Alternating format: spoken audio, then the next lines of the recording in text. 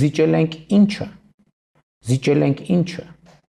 Ինչն ենք զիջել։ Չի զիջել Արցախը, որն իր պաշտոնավարման 5-րդ տարում հայաթափվել ու ամբողջությամբ Ադրբեջանին է անցել։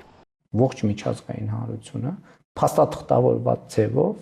Լեռնային Ղարաբաղը ճանաչել է եւ ճանաչած է եղել ողջ ընթացքում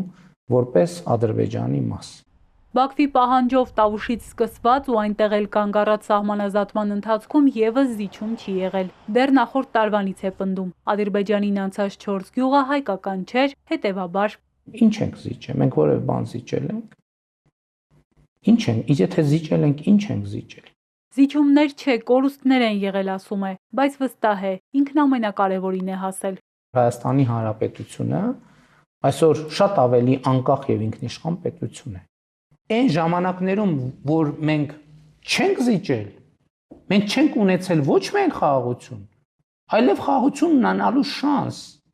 Հիմա կա այդ շանսը, երբ Հայաստանի ավելի քան 200 քառակուսի կիլոմետրն օկուպացված է, երբ Բաքվում հայերն անցնում են շինծու գործերով, երբ խաղաղության փաստաթղթի համաձայնեցումից հետո էլ թշնամին նորանոր պահանջներ է դնում, մեղադրում սահմանին իբր էսկալացիա հրահրելու մեջ։ Մեր օրակարգում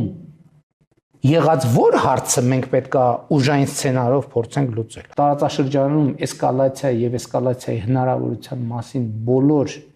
խոսակցությունները, գնահատականները, պնդումները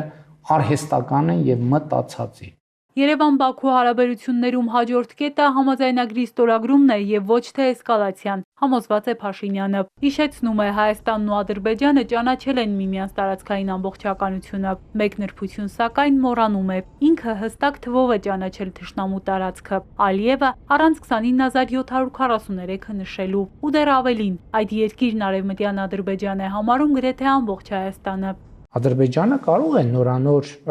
հարցեր բերել օրակարգ, բայց չի նշանակում, որ այդ բոլոր հարցերը մեզ համար քննարկելի են։ Համաձայնագրի 17 կետում ոչ մի զիջում չկա։ Իրեն ուղղված մեղադրանքների թեման Փաշինյանը փորձում է փակել։ Բոլոր կետերը հավասարապես վերաբերում են եւ Երևանին, եւ Բաքվին, այդ թվում երրորդ ուժի հետ քաշումը։ Սակայն եթե Հայաստանի դեպքում խոսքը եվրադիտորդների մասին է, Ադրբեջանի դեպքում անհայտ է, որ երրորդ ուժին է հետ քաշելու սահմանից։ Տպավորությունը, թե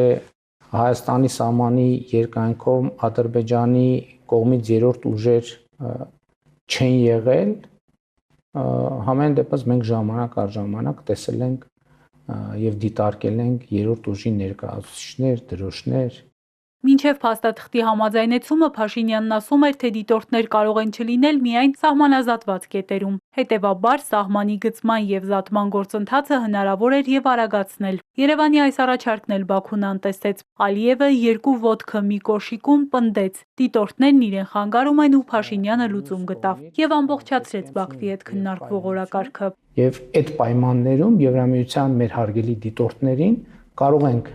կամ նեղություն չտալ, կամ ավելի պակաս նեղություն տալ։ Կգնան դիտորդները Հայաստանից, թե կմնան առանց սահմանին մոտենալու։ Այս արդեն Հայաստանի ներքին գործն է։ Վարչապետն ասում է կքննարկեն ԵՄ-ի հետ ու ինքնիշխան որոշում կկայացնեն։ Ճակատագրի եւ գործունեության ձևերի մեթոդների մասին։ Գրեթե նույն ինքնիշխան որոշումների շարքից է նաև Հայաստանի սահմանադրությունը փոխելը։ Վստահեցնում է, այս օրակարգն էլ Ադրբեջանը չի թելադրում, իսկ համընկնումները պատահական են։ Բացառապես մեր ներքին օրակարգի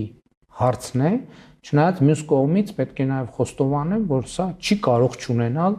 տարածաշրջանային եւ միջազգային ազդեցություն։ Հայաստանի անվտանգության մի երաշխավոր կա, խաղաղությունն է, ասում է Փաշինյանը, հորդորում դասեր քաղել նախորդ տարիներից ու լուրջ չվերաբերվել երաշխավորների ինստիտուտին, բայց թե որքանով կարելի է վստահել Բաքվի ստորագրությանն ու կայուն խաղաղության հիմք համարել այդ երկրի հետ առանց երաշխավորների ստորագրված փաստաթուղթը հայտնի չէ, թեև նախորդ տարիների դասերի օրինակներն էլ այս հարցում քիչ չեն։